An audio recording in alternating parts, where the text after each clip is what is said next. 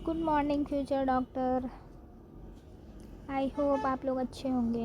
हम आज पढ़ेंगे स्वास्थ्यवृत्त का दूसरा चैप्टर दिनचर्या, जिसमें पहला टॉपिक है ब्रह्म मुहूर्त। तो इसमें देखते हैं ब्रह्म मुहूर्त में हमें क्या करना चाहिए। सूर्योदय से एक मुहूर्त पहले होता है और एक मुहूर्त इक्वल टू 48 मिनट। तो रात्रि के 14वां मुहूर्त बराबर ब्रह्म मुहूर्त होता है। और इफ़ेक्ट क्या होता है सुबह उठने का। सुबह उठने से मन व इंद्रियां प्रसन्न रहती है, मन व इंद्रियां एकाग्र रहती हैं, इंद्रियों के कार्य करने की क्षमता बढ़ती है, आलस्य से दूर रहते हैं, याद करने की शक्ति बढ़ती है। और सुबह में जो 5 महाभूत होते हैं वो सब भी एकदम स्वच्छ रूप में मिलते हैं, नो पॉल्यूशन, धूल में, सूर्य की किरण में, ये सब। और उष्ण जलपान सूर्योदय के उदय काल से प्रातःकाल 8 प्रसीति जल का पान करना चाहिए। 8 प्रसीति इज इक्वल टू 16 पल, और 16 पल 64 तोले को बोलते हैं, मतलब 704 ml। और इसका लाभ है सुबह गर्म पानी पीने से क्या होता है, रोग व जरा से मुक्त होती है, 100 वर्ष से अधिक आयु प्राप्त होती है, वात आदि दोष भी सम रहते हैं, मतलब वात पित्त कफ और जठराग्नि मंद नहीं होती है। और मल त्याग इन वात काल में, मतलब मल त्याग कब करना चाहिए। वात पित्त कफ मतलब दिन के 2 से 6 वात का समय है, और रात के 2 से 6 ये वात का समय, और ये पित्त का समय। वात अंत में रहता है, पित्त बीच में रहता है, और कफ जब भी रहेगा स्टार्टिंग में रहेगा। और वात के चांचल्य गुण के कारण पुरुषादि मलों का सम्यक निर्वहन होता है। इसके बाद रौद्र मुहूर्त में कफ की वृद्धि होने से इसके सौथिल्य गुण के कारण मल संग होने लगता है। यदि वात काल में मल त्याग नहीं करेंगे तो मूत्रादि या पुनरावशोषण होने लगता है, जिससे विविध व्याधियाँ होती हैं। लाभ क्या है, मेधा कांति एवं बल की प्राप्ति होगी, पवित्र कारक होगा मल निकलने के बाद, आयु को बढ़ाने वाला होगा, हरिद्रता होगी, दरिद्रता को दूर करने वाला होता है। और मुख प्रक्षालन, अब मल त्याग करने के बाद मुख प्रक्षालन तो हो गई, तो मुख प्रक्षालन के लिए बरगद आदि छीर का, लोद्र के कषाय, दूध मिलाकर कषाय में आंवला को आती, ये सब छोड़ के ठंडे पानी से करना चाहिए, ये सर्वश्रेष्ठ है। इससे मुख एवं नेत्रों को धोना चाहिए। और इसका लाभ है नीलिका, मुख शेष, पीड़िकाएँ, रक्तपित्त, ये सब शीघ्र नष्ट हो जाएंगे। और फेस वॉश के बारे में बताएगा, मतलब मॉडर्न में मुख प्रक्षालन बताएगा। जैसे clean and clear face wash है जो ऑयली स्किन के लिए सूटेबल है, और हिमालय जो है ये ऑल स्किन के लिए सूटेबल है, तो इनका काम तो सबको पता ही है। और दंत धावन, दिन में 2 बार सुबह शाम काष्ठ के अग्रभाग को दांतों से चबाकर नरम करके मसूड़ों को बिना नुकसान पहुंचाए दंत धावन करना चाहिए। जैसे कि तिक्त रस का करना चाहिए, नींबू में खदीर कषाय रस का है, मधुक मधुर रस का है, कटु करंज कटु रस का, इन चारों रस का दातून होना चाहिए। और जो दातून है कनिष्ठ अंगुली के बराबर हो, मतलब जो छोटी वाली अंगुली है, और 12 अंगुल उसकी लंबाई हो। और इसका लाभ है मुख में दुर्गंध नहीं होगा, वायरस से नहीं होगा, जीवा दांत मुख के मल का नाश होगा, भोजन में रुचि उत्पन्न होगी, मन की प्रसन्नता भी होगी।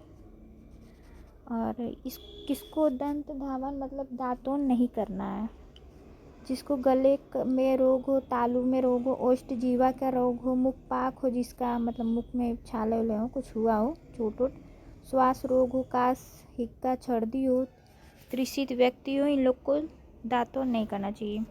ब्रशिंग मॉडर्न में बोला गया है, brush at least twice a day, brush lightly करना चाहिए, ब्रश फॉर एटलीस्ट 2 मिनट्स करना चाहिए, एक फिक्स्ड रूटीन होना चाहिए डेली का। Always use A toothbrush soft extra and bristles वाला लेना चाहिए और अपने टूथब्रश को 3 मंथ में चेंज कर देना चाहिए। और जीवा लेखन देखते हैं क्या है, जो टंग क्लीनर हम लोग करते हैं। जीवा के मल को साफ करने के लिए जीवा लेखनी का उपयोग किया जाता है। ये जो जीवा लेखन मतलब जो टंग क्लीनर होता है जिस चीज़ का बना रहता है वो स्वर्ण मतलब गोल्ड सिल्वर कॉपर ब्रश का बना होना चाहिए। और जीवा लेखनी का लंबाई भी बताया गया है, 10 अंगुल होना चाहिए। इससे लाभ क्या है, मुख की दुर्गंधता दूर होगी, जीवा मूलगत मल का शोधन होगा, भोजन में रुचि उत्पन्न होगी। कॉन्सेप्ट ऑफ अंजन। अंजन का क्या कॉन्सेप्ट है? चक्षु प्रधानम सर्वेषां इंद्रियाणां विदुर्बुधा। सभी चक्षु सभी इंद्रियों में प्रधान है, मतलब आँख। तो चक्षु में अंगुली का शलाका द्वारा औषध लगाने की क्रिया को अंजन कहते हैं। प्रकार है काजल का प्रकार स्वविरांजन रसांजन। स्वविरांजन रोज प्रयोग करते हैं, रसांजन 5 या 8 रात्रि में प्रयोग करते हैं एक बार।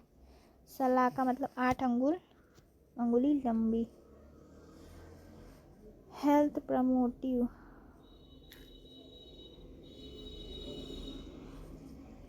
जिस प्रकार मल लिप्त सुवर्ण आदि धातुओं को वस्त्र तैल ब्रश आदि द्वारा स्वच्छ किया जाता है, उसी प्रकार अंजन एवं अशच्योतन के प्रयोग द्वारा मलिन नेत्रों को स्वच्छ किया जाता है तथा स्वच्छ दृष्टि उसी भांति चमकती है जैसे आकाश में स्वच्छ चंद्रमा।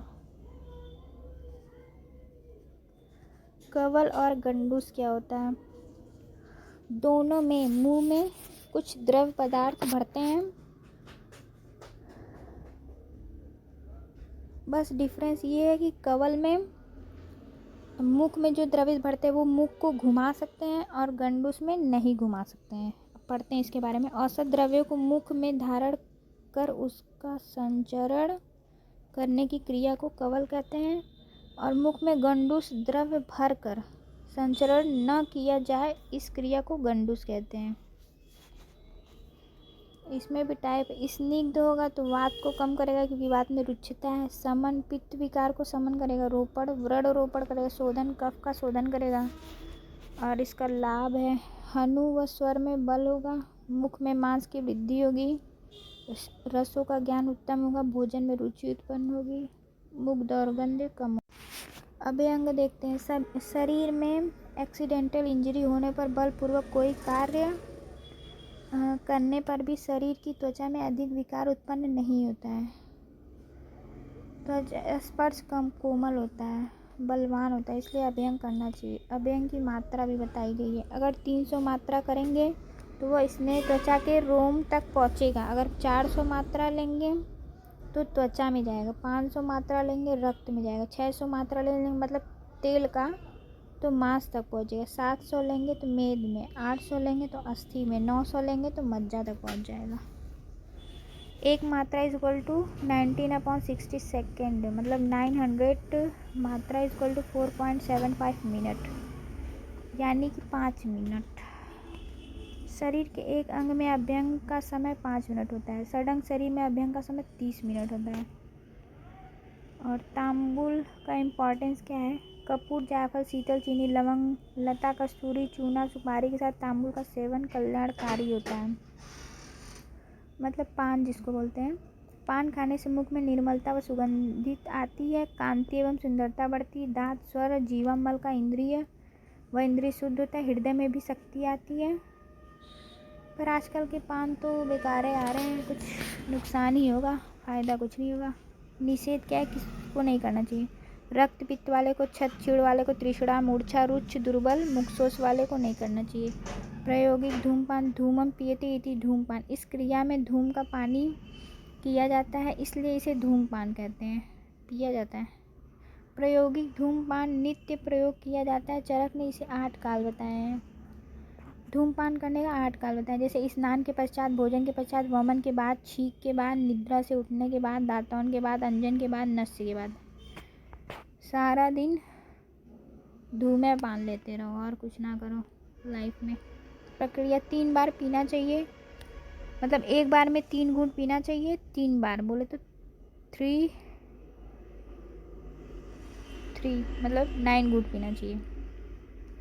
धूमनेत्र की लंबाई, चरक ने 36 अंगुल बोला, वाग्भट ने 40 अंगुल बोला, सुश्रुत ने 48 अंगुल बोला है।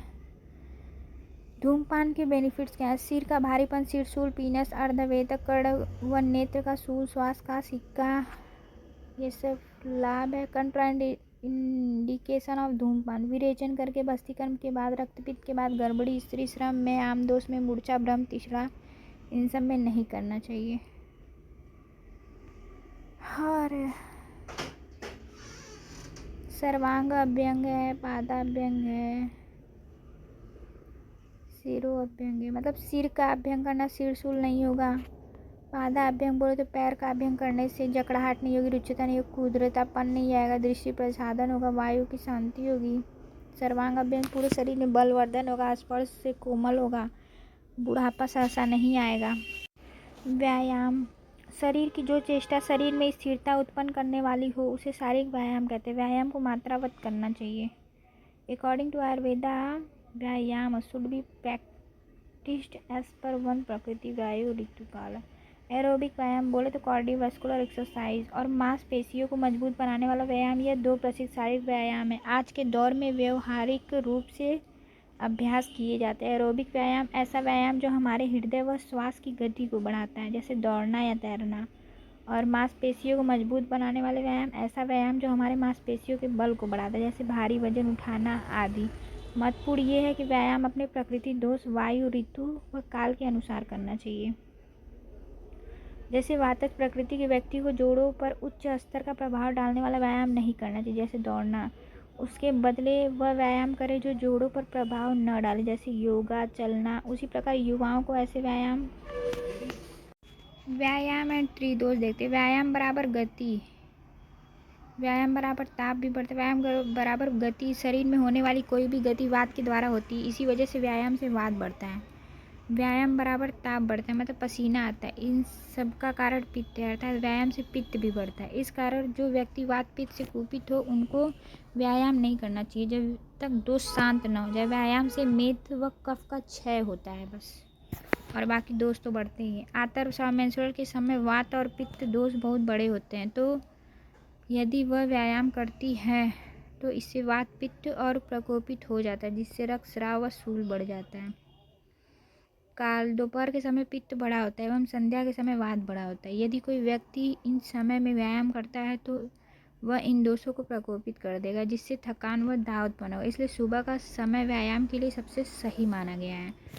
दोपहर में करेंगे तो पित्त बढ़ेगा, शाम को करेंगे तो वात बढ़ेगा। ऑलरेडी वो बढ़ा ही होता है, इसलिए सुबह ही करना चाहिए ताकि कफ कम हो, मेद कम हो। इसलिए सुबह का समय श्रेष्ठ बोला गया। सुबह कफ का काल है 6 से 10।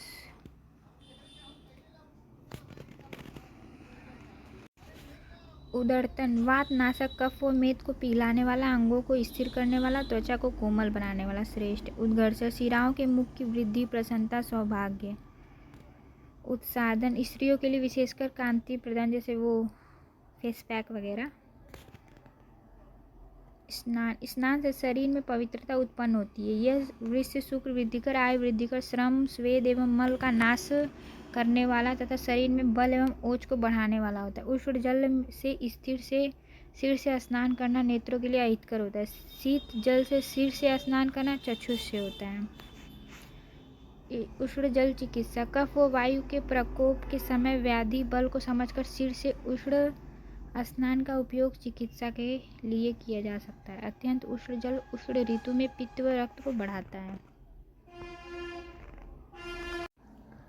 वस्त्र धारण, सुंदरता, यश व आयु की वृद्धि होती है। लक्ष्मी, मतलब स्नान करने के बाद सुंदर सुंदर वस्त्र धारण कर लेंगे तो मन में हर्ष उत्पन्न होगा, एक्साइटमेंट आएगा, खुशी होगा। श्रीमान व्यक्तियों के बैठे, मतलब किसी भी आप बैठक में, किसी भी मीटिंग में बैठते हैं तो अच्छा इफेक्ट पड़ता है, तो अच्छे से मेंटेन होके रहना चाहिए।